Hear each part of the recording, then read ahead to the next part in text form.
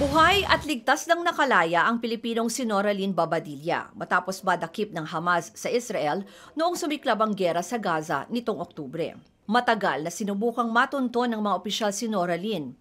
Halos mawalan na nga ng pag-asa na mahanap pa siya. Alam naman namin miracles do happen. Kaya inasahan pa rin namin at nakikipag-negotiate pa rin kami sa Qatari government at yun, lumitaw po. Nagpasalamat ang Pangulong Marcos sa tulong ng mga otoridad sa Israel. Maging sa Egypt at Qatar, mga bansang tumutulong mamagitan sa Israel at Hamas. Bagamat hindi pa nakakausap ng mga opisyal si Noraline, kinuwento ni Foreign Affairs Undersecretary Eduardo de Vega kung paanong napasakamay ng Hamas si Noraline. Meron siyang partner, hindi natin kung kasal or what, na Israeli na pinatay. Pero siya, dinakip, dinalang hostage. Sa pagkakalaya ni Noraline, all accounted for na ang lahat ng mga Pilipinong naapektuhan ng gulo sa Israel at Gaza. May higit 30,000 Pinoy pang nasa Israel na gustong manatili roon. At may 26 naman ang nasa Gaza pa rin. 17 sa kanila ay uuwi na rin ng Pilipinas. Bago si Noraline, naunang pinalaya si Jimmy Pacheco noong nakaraang linggo. Sa isang video na inilabas ng Embahada ng Pilipinas sa Israel, kinuwento ni Jimmy kung anong nangyari noong araw na madakip siya.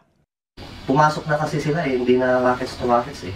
Hindi ko na talaga akalain na bubuhayin nila ako kasi kinatay nila na yung alaga ko. Nung nasa city pa ako ng Gaza, wala na talaga akong pag-asang mabuhay at saka wala na akong pag-asang makabalik sa pamilya ko. Ani Jimmy, dasal na lang ang tanging paraang naisip niya sa gitna ng paghihirap na iyon. Sumugot ako sa unang-una sa Panginoon eh. Dasal ako ng dasal. At pangalawa sa mga anak ko. Kaya ko to ako. Puno naman ng pasasalamat si Jimmy matapos makalaya. Unang-una po, Panginoon, papasalamat ko ako sa Kanya. Pangalawa po, gobyerno po ng Israel, tinulungan po nila akong ilabas. Gobyerno po ng Pilipinas, at embahada ng Pilipinas na nandito sa Israel. Tsaka lahat ng tumulong na ipagdasal sa akin na makalawas ako. Salamat po sa inyo. Hindi po na ako po kayo isa-isayin. Maraming salamat po.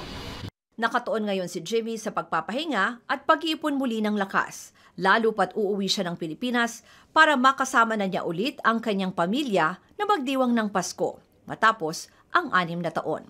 Ruth Cabal, CNN Philippines.